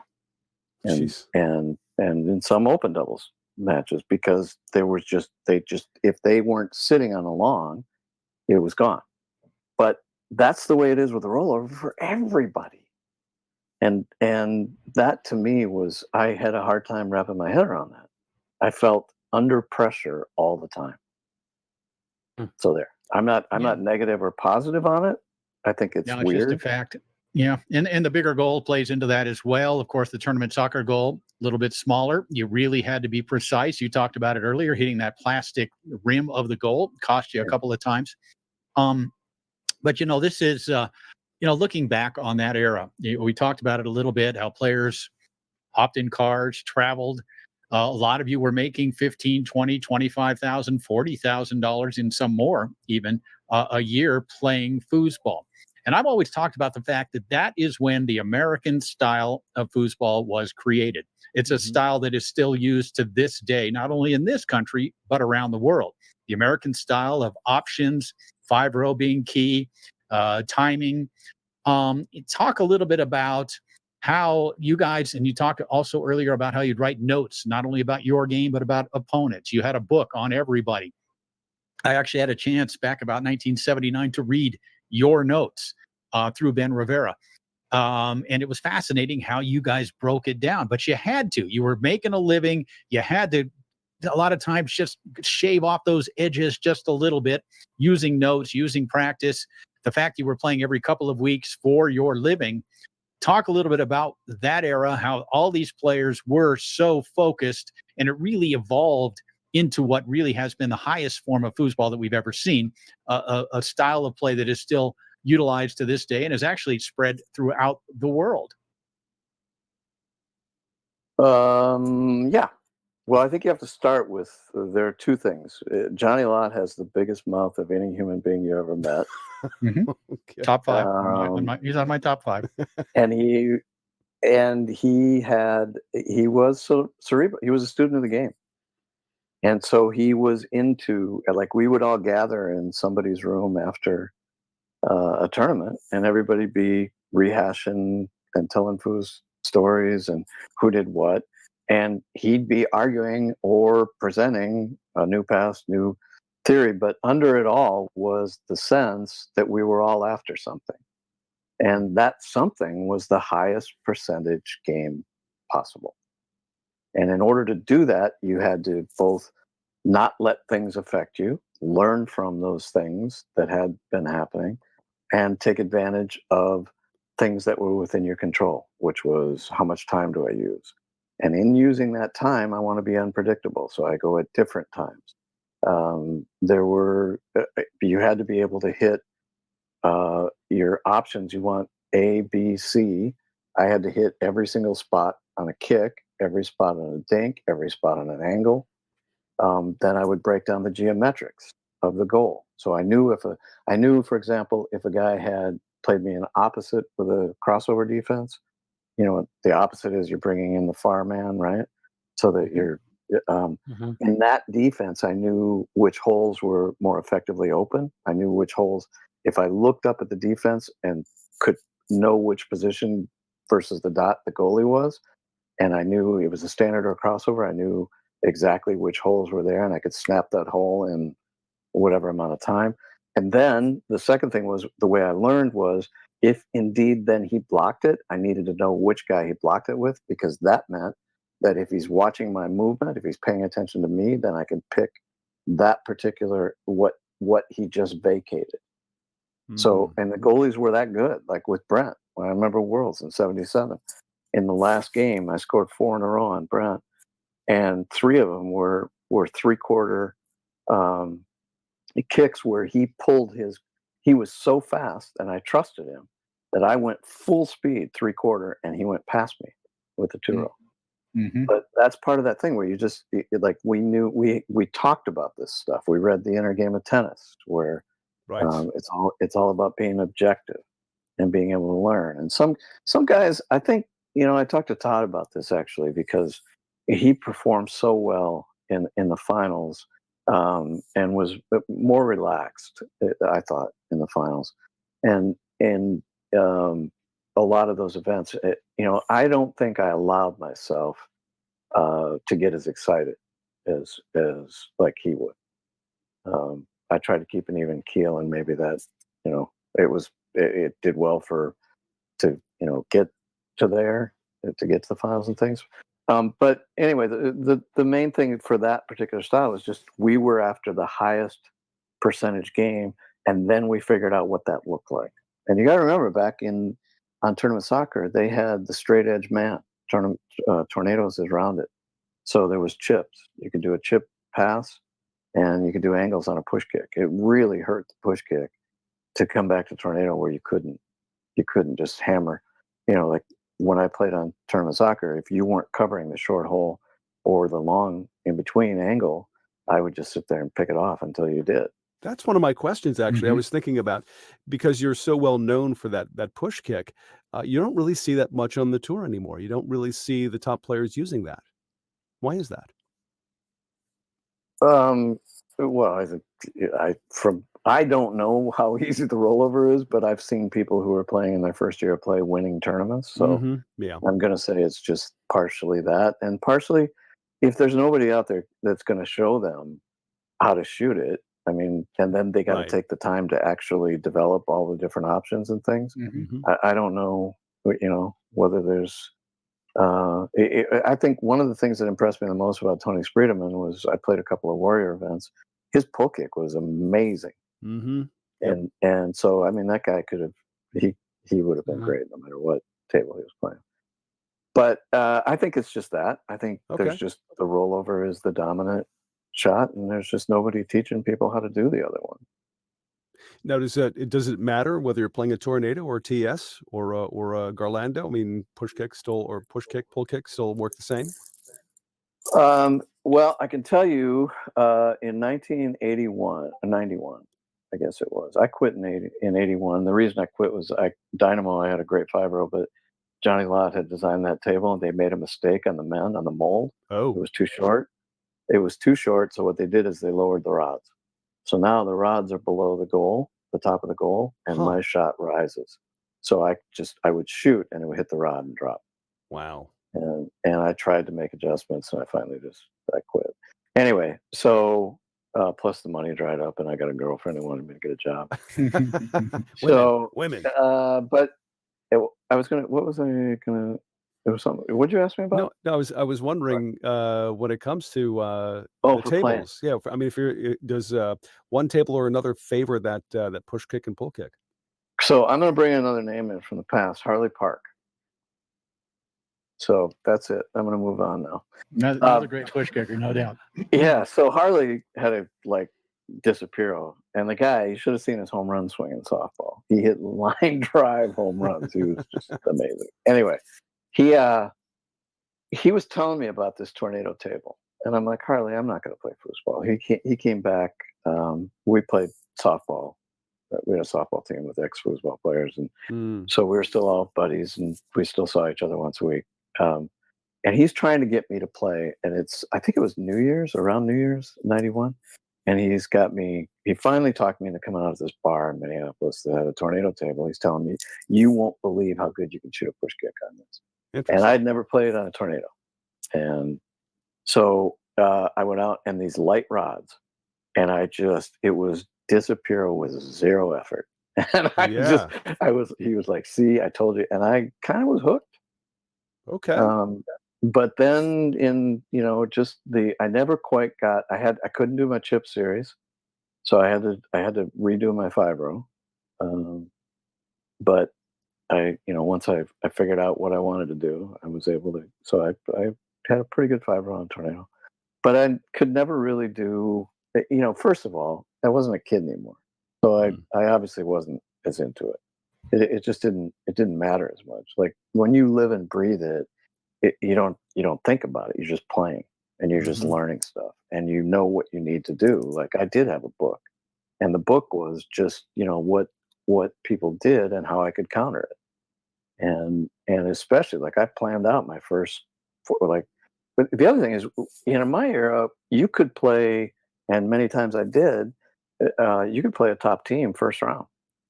You didn't, it was luck of the draw. Okay. They didn't see it. I remember many times playing Wiswell first round, playing Lafredo first round. It was, you could have tough matches right away. And thousands of players. Yeah, I mean, at any one event, like at the Worlds, there were, a few thousand. But wow. Normally, you'd have, I don't know, 100, 150 teams. It was pretty regular. You brought the name up again. I got to ask you. So every sport has their mythic figures, and you're amongst that group of guys for us when foosball goes. But you brought up the name Jim Wiswell, and all I know are the stories. I could hear them from Dave Gummerson. I could hear them from Todd. I could hear the stories about the crushing pull shot, and so it enters into the imagination. But let's cut out the romanticism. Why don't you tell me about Jim Wiswell? Tell me about his pull shot. Let's hear some stories about Jim Wiswell that are true to the mythos or however they come from you. I want to hear some Jim Wiswell stuff. Well, this is the Ken Alwell show. Yeah, please. Absolutely. I mean, we'd have him on the show way before you, by the way. Yeah, this is like okay. So Wiz was, but to me, it was unique. My sister, I rarely had family like come to an event or whatever. Everybody, like my brother wanted me to be a plumber. My other brother wanted me to. I have like 6 brothers and sisters, and so they didn't come to very many events, but they did come to Radisson South and Wiswell. My sister met Wiswell, and in fact, I was living with Jimmy and Lori at the time, and I remember her telling her how much he intimidated me. He was like, there were times when I was physically afraid of him because he was just so big. And she goes, "You're just same size." And honestly, we were pretty close, but he just, that's the way he was. He did everything big. So anyway, in terms of how he, I mean, we've talked about how he played. He was heavy-handed on the table. He was, his finesse was great.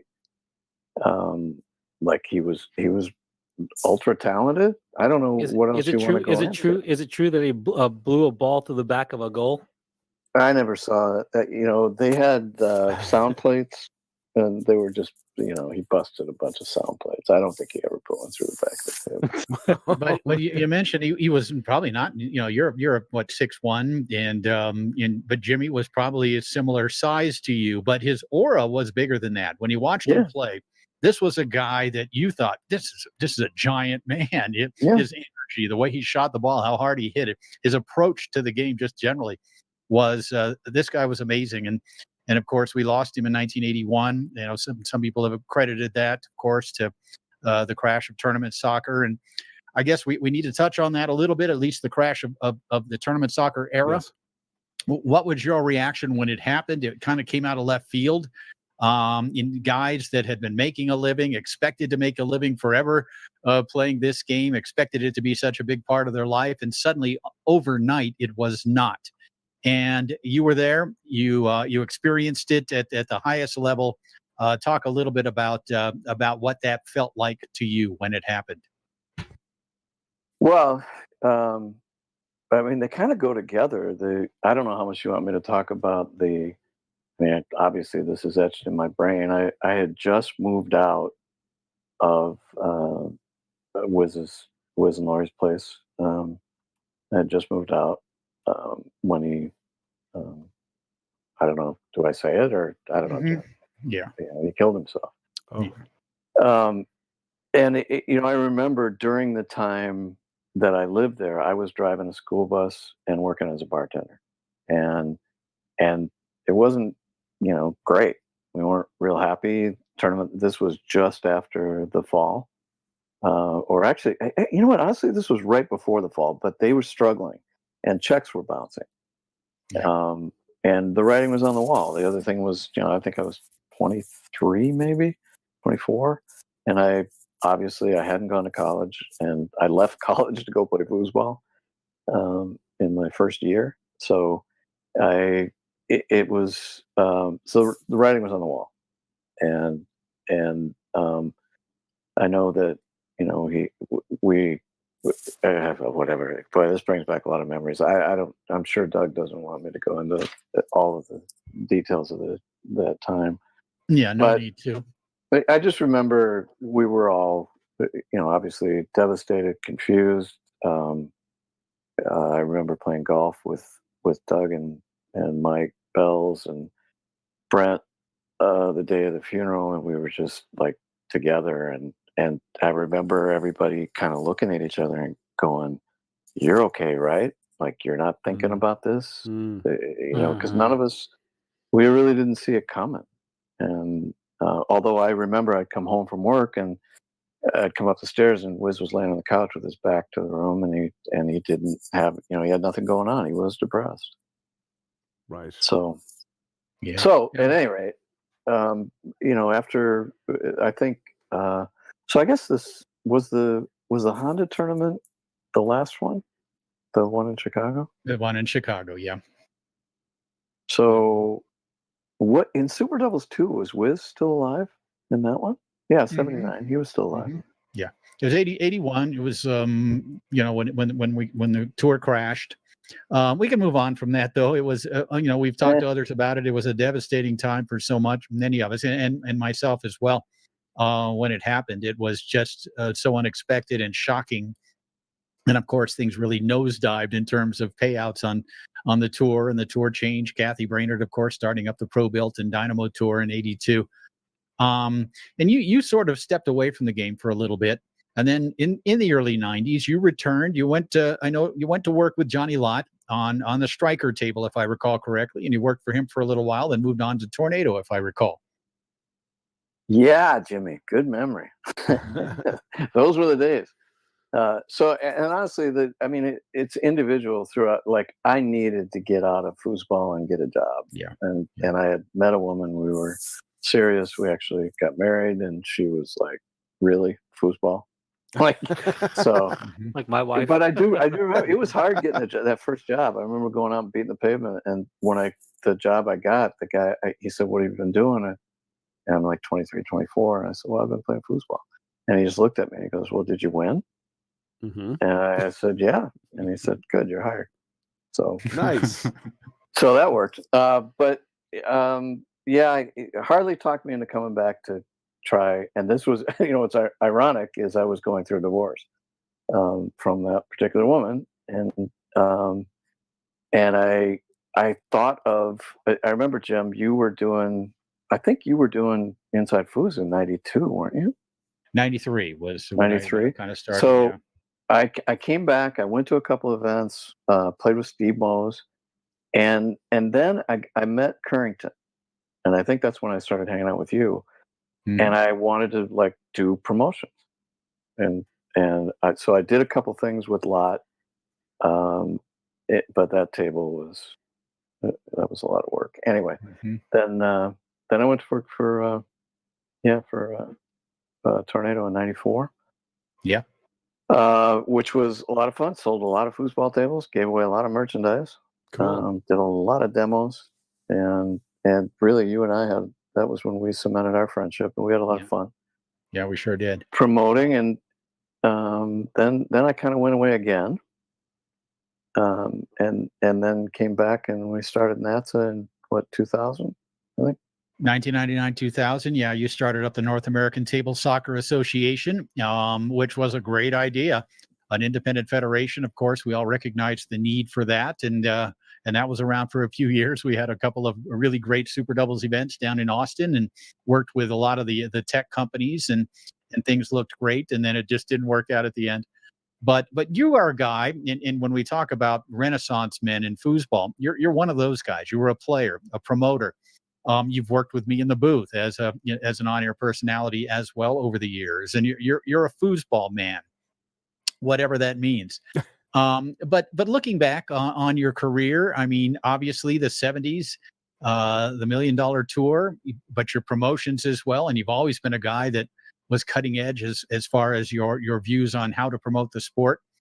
Does that still kind of stick with you? Or is it something you still kind of have interest in? Do you still kind of follow the tour? Is it still something you have a vision of and for and moving forward? Is foosball still kind of on your mind?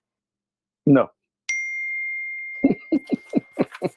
Interesting. Yeah. No, I mean, I think obviously Jim, you know the answer to the question. There were times when. Why is that thing dinging? Sorry about that. It's one of our messaging systems that got left on. Sorry about that. Who is that guy, Jim? Why don't you? It's actually I want you to keep talking, but it's John O'Brien with a question for you. But keep talking while you're talking, Ken. Oh, all right. So, there you go. I mean, that's a perfect segue, because the thing that probably intrigued me the most throughout after I played was working with kids. I worked with at a halfway house in Minneapolis with at-risk youth they were basically on their last legs before jail. And I got a foosball table from one of my sponsors, put it in there, and they were nuts. They were nuts for the table. And none of them. They didn't. It wasn't a matter of skills or stuff. They just wanted to play, and it was something we could count on. And I just saw how the impact of that on kids who many of them had behavioral issues. So I had always I loved what John was doing with high schools and elementary schools. And the problem was that I was not in a position where I could just volunteer. And I couldn't see a way that could finance it. Or that would have been, Jim, there are things I still would do. Cause I think it brings, a sporting event to a population that wouldn't normally be involved with sports. I guess that's the way to put it. Yeah. I want to talk about two different things that are in line with John's question that's going to come up. So there's an anomaly with foosball that I don't think people pay enough attention to. And that anomaly is this. Even in the 90s, when you went to a foosball tournament, you might have had 1,000 people in the tournament room, but it was 1,000 competitors. And that's an anomaly, because if you go to most sporting events, the ratio of competitors to observers or audience is like 10 or 10 plus to 1. You get I wrestled in high school. There was never 1,000 wrestlers in the room and no one watching. There might have been like 100 wrestlers and 300 people watching. Same with the basketball. Any other sport, foosball tournaments are a unique animal because everyone in the room, except for maybe the ratio is 10 to 1. For every 10 people actually competing, there's someone there to watch. And it's usually a spouse or a friend. And it is a unique property about foosball that you need to grow the audience. You actually need to grow the audience more than you need to grow the competitive base. We just don't pay enough attention to that because promoters have to grow the competitive base in order to break even on the tournament. Yeah. So there's this huge focus on growing the competitors when the actual need is not growing the competitors. It's growing the group of people watching. So all the infrastructure is built around making more competitors. So there's a challenge there. And I want to get some ideas there on how would you grow the audience of foosball. John O'Brien's specific question is a great question. It's about growing the recreational group of players. How do you promote the game? And I think you spoke to it a little bit, but how would you promote the game to grow the recreational group, and how do you promote the game to promote the audience? Right.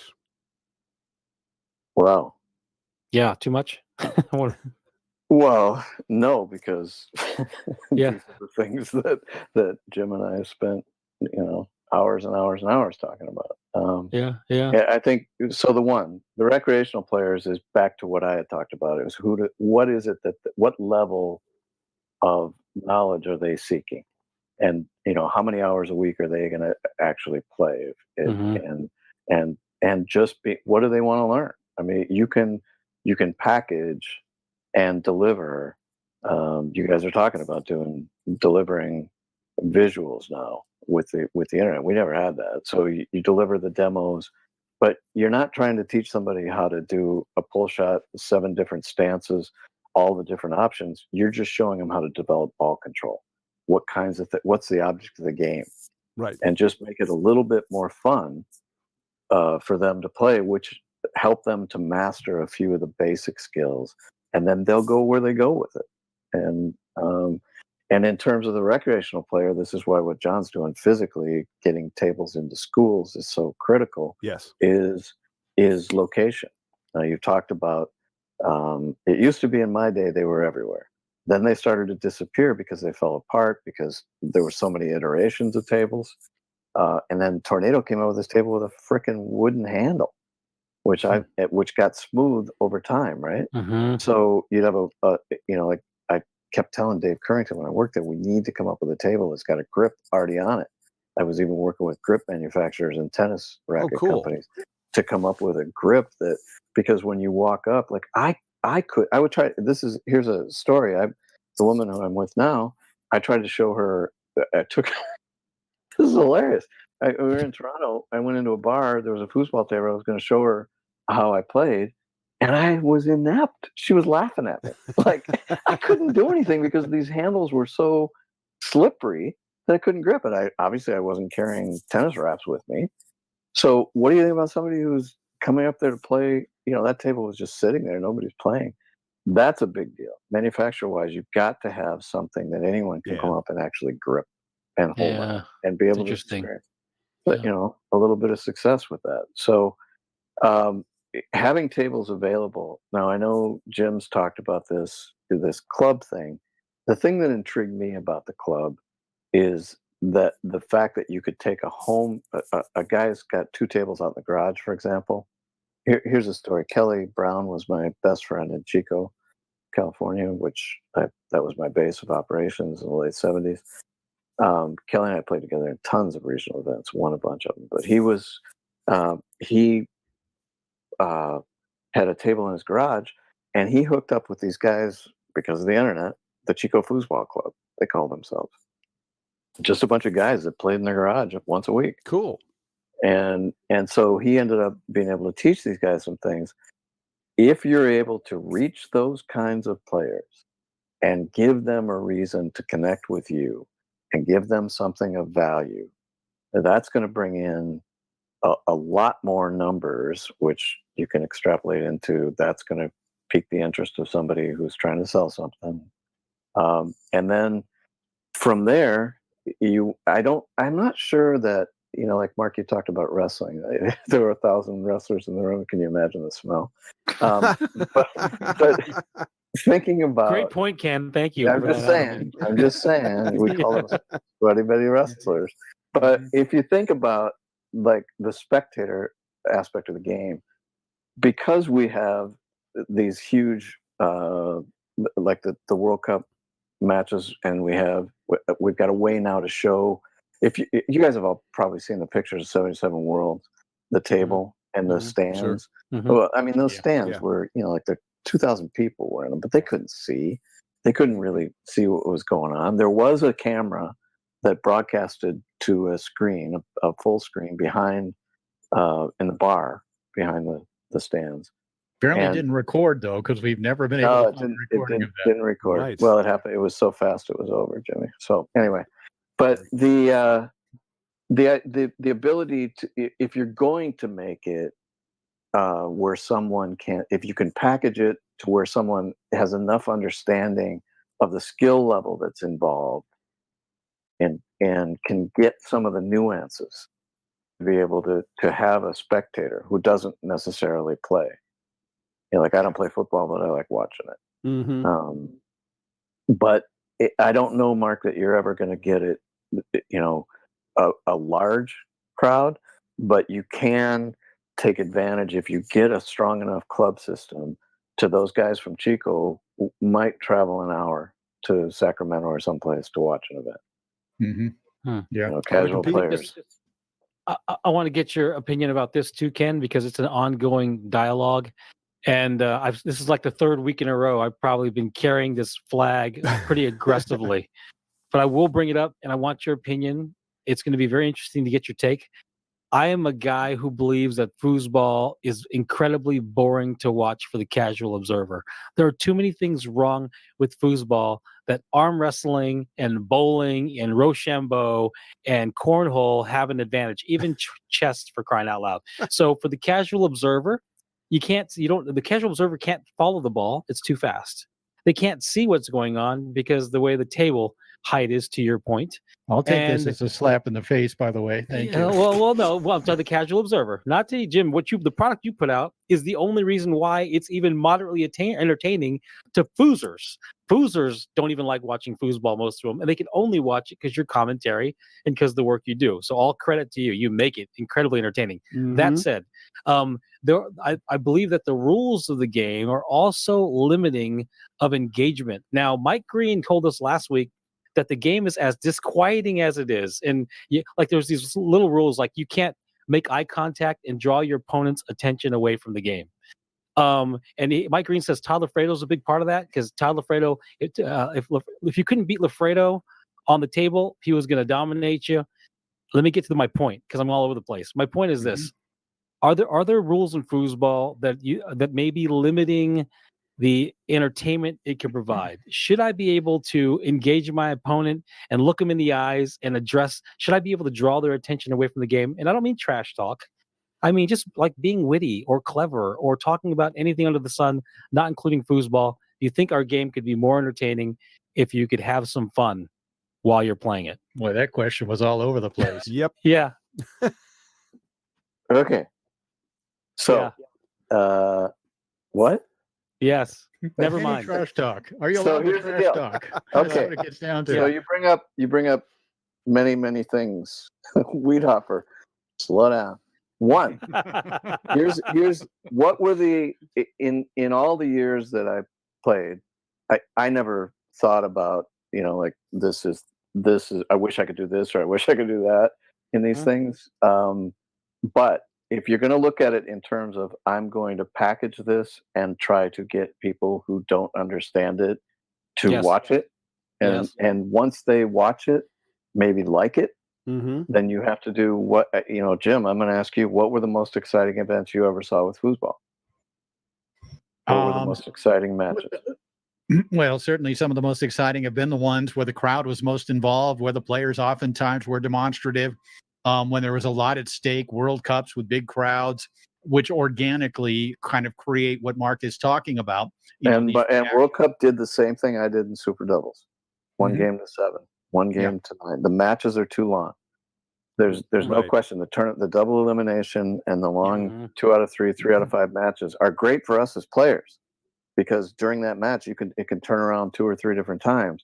But if you're going to have somebody watching, you can't give them an hour and a half of foosball that looks the same to them. They're not going to get the nuances of that goalie just adjusted and put up a different defense, and now suddenly that guy who was scoring 4 out of 5 is suddenly only 4 out of 9, and his partner is doing better up front because he's adjusted. Those things happen, but they're not nuances that are going to be picked up. It's not like they went from zone to man and defense, and you've got a former player who's doing the play-by-play, but they're what football has is a play happens every 15-20 seconds, and they're moving, so it's different. It's the playing field in foosball is static, And so in order to create that excitement, that's why we went to the format we did in Super Doubles. I think that would need to change. But I'm not 100% convinced that big events where a few top players play is the answer to what foosball's ails are. Okay. And they all went to sleep. No.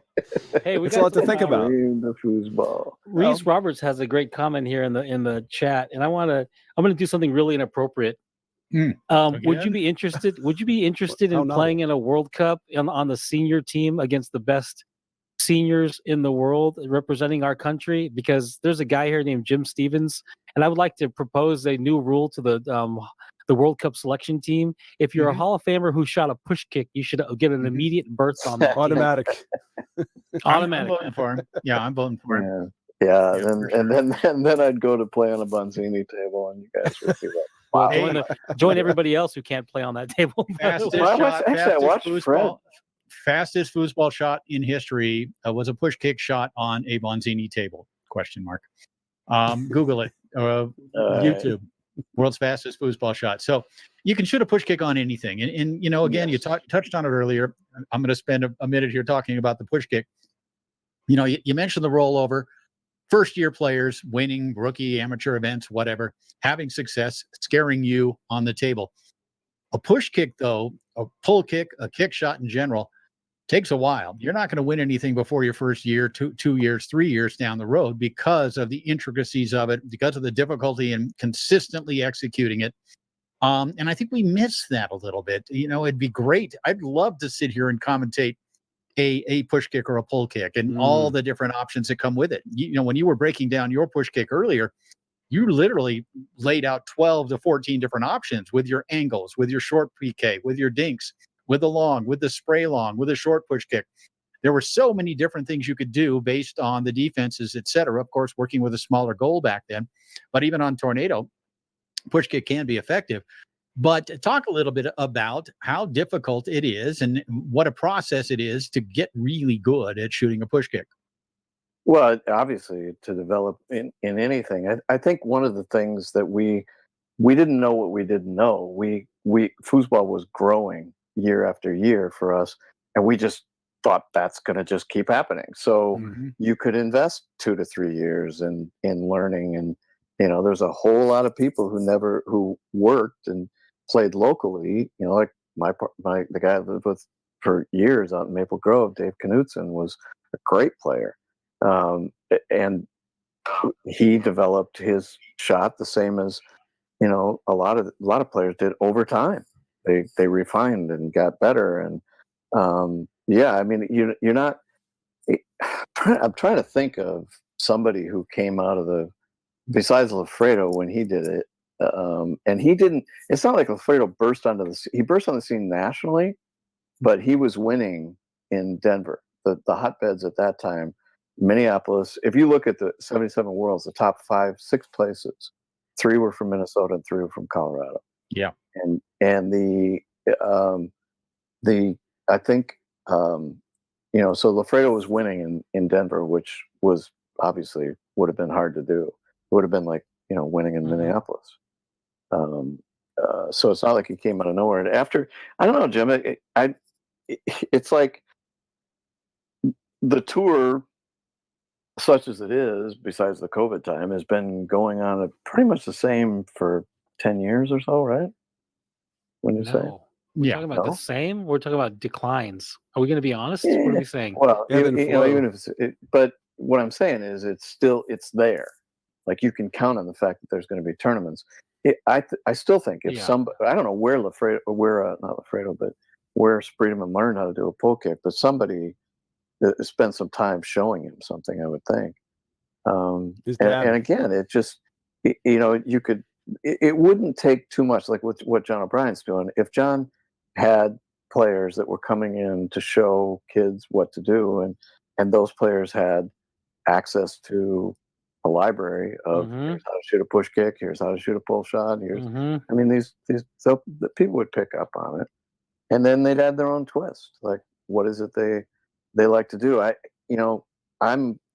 was always into trick shots and ball control until I started playing tournaments, and to me I liked playing razzle dazzle, and I would think that's what that guy meant. And when we were out in Seattle, when he said it made it look fun, was that it wasn't rigid. It wasn't just, I wasn't just slapping it around. There was method to the madness, but I think that ball control is critical in teaching somebody, first of all, to enjoy the game, to get anywhere. Ball control. Yeah, I mean, it's like what gets us hooked.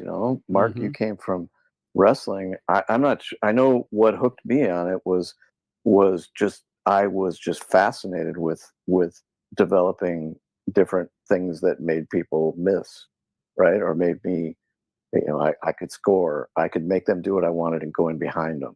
I didn't know it was called a dink. It just did it. There's actually there's some fascinating science that I heard about that, so the Candy Crush is a game. I've never played it, not a single time, but someone did some research on the sound it makes when you score in this game Candy Crush that made it so addictive. Right. Like whatever the endorphins were, the serotonins, and then there's something about the sound of the ball hitting the back of the tin that ends up participating, and then all these weird little nuanced sounds, like the sound of catching a pass, the sound of all the different sounds that become addictive are really unique properties. That's true. That's absolutely true. Yeah, I still remember the sound of the Bonzini back in the 70s when we were playing in this club that had 4 tables. I mean, that's all you heard. Was that sound in the back of that goal, man? That's what you wanted. Yeah, and that was one of the neat things about the tornado table when I first played on it in 1989, when it first came to Southern California. If you stroked and cranked a big shot, you really got rewarded with a great sound. It really was satisfying. Yeah, and that's a great point you make, Mark. Yeah, really, really cool stuff that we get addicted to, and I think there's some other ideas about how foosball attracts addictive personalities, and addictive personalities are attracted to foosball. And it's true because the skill set and the attention to detail it takes to get great at foosball is some minutia, right? How far in millimeters the ball is behind the bar, and to do brush passes and to do them consistently at a high level, you got to be a little crazy to love foosball. So crazy people love foosball. How's that, Ken? Would you say that's true? Wow. I think in some ways, there's also the us versus them. I mean, trying to explain to like my family now, which they kind of chuckle that I was good at foosball, right? Or they chuckle that I'm in the Foosball Hall of Fame, or they chuckle that, and it when I look back and think of how much, use the word addicted, but it just was something that I was into, and I broke it down. It was fascinating to me. Yeah. And then to watch, I remember I watched in between my matches, and I remember going out to my room, and at that time the tennis players that were winning, Bjorn Borg, which I always equated. Do you guys remember Bjorn Borg? Sure. Of course I do. Okay, Yeah, man. Borg his resting heart rate was like in the 30s. His competitive heart rate was like in the 70s. And I always equated Speer to Borg. But I'd watch Borg play McEnroe, and I'd watch Borg play Connors and Elena Stasi, and then Lendl came along. But I remember Saturdays they were obviously tournament day, but I would go up to the room and I'd sit and I'd watch how they played their points in tennis, and I learned. I watched who reacted, who was like McEnroe was always in the past, and he was a great talent and things, but Borg, it just knocked him off his game constantly. Yeah, because he was constantly arguing about calls and shit, and I just learned. So to me, that you can call it addictive, but I think there's part of being an athlete or part of being a competitor that you're driven to improve. And how do you do that? To me, was always was really enjoyable.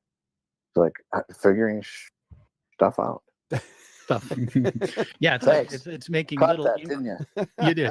You didn't catch the other one though. The little incremental, adjustments you always have to make, and that's really, I think, when people strive for excellence, when people do become great, it is recognizing these little things that you continue to sort of round out the edges and make those tiny little adjustments.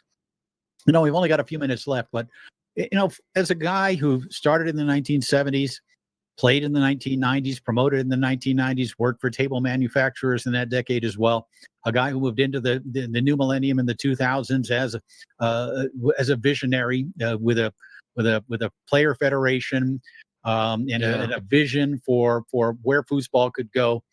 We hear from a lot of these old timers about how these Steve Simon and these others, Johnny Lott, who think that they could come into the modern day and compete. It's tough to compare generations, tough to compare the great players. Was Babe Ruth better than Barry Bonds? Those sorts of things. Sure. Do you think you as a player, do you think a lot of the guys from the 70s, considering how advanced they were mentally, could come into the modern day and compete against these great players like Tony Spreadham and Ryan Moore, et cetera? Is that something that you particularly or your contemporaries, do you feel like because of how advanced you were mentally, you could come in and be competitive with these guys? No.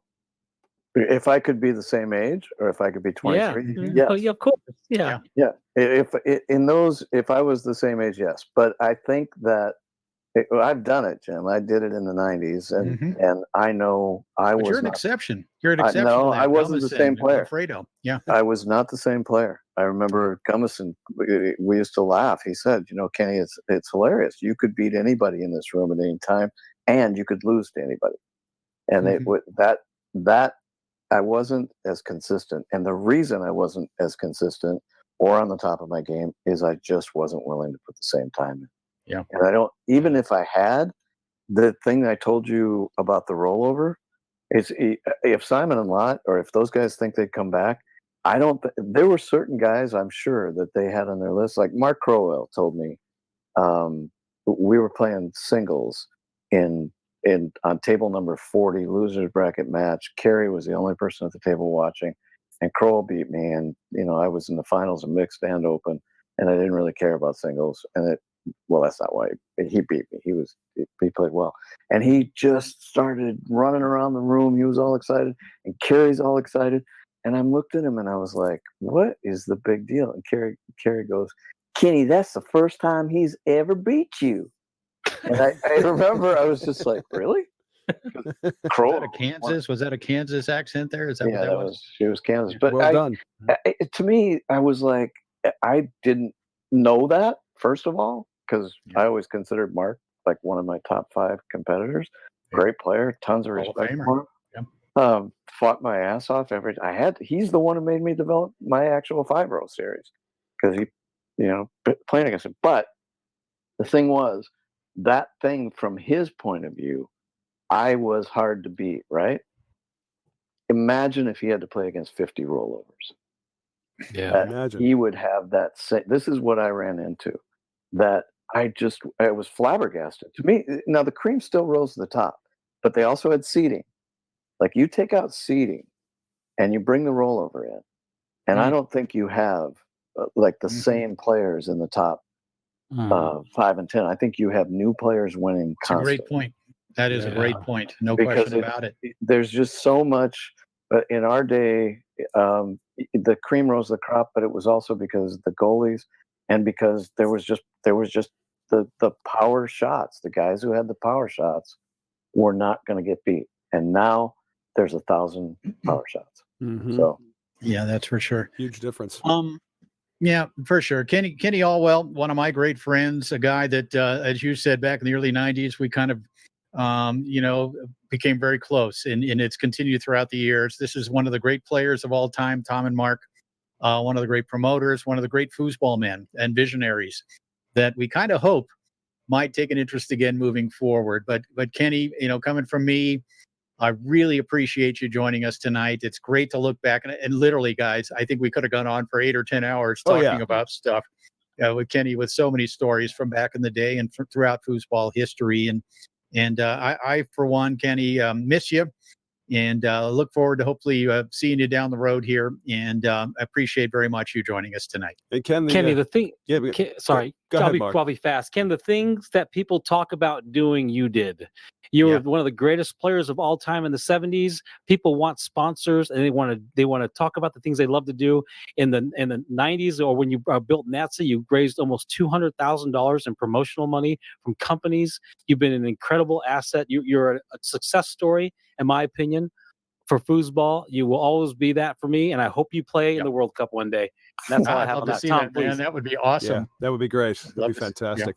Ken, thanks so much for taking the time to speak with us on Foosball Radio. The door is always permanently open to you anytime you'd like to come back and just spend some time. Well, thanks, you guys. I mean, it has been a couple of days here. I don't know what day you guys reached out, Jim and Mark, this last week, but I definitely have thought more about foosball than I have in a long time. Nice. So thanks. I appreciate it. It's 11 o'clock in Toronto, and we are in lockdown.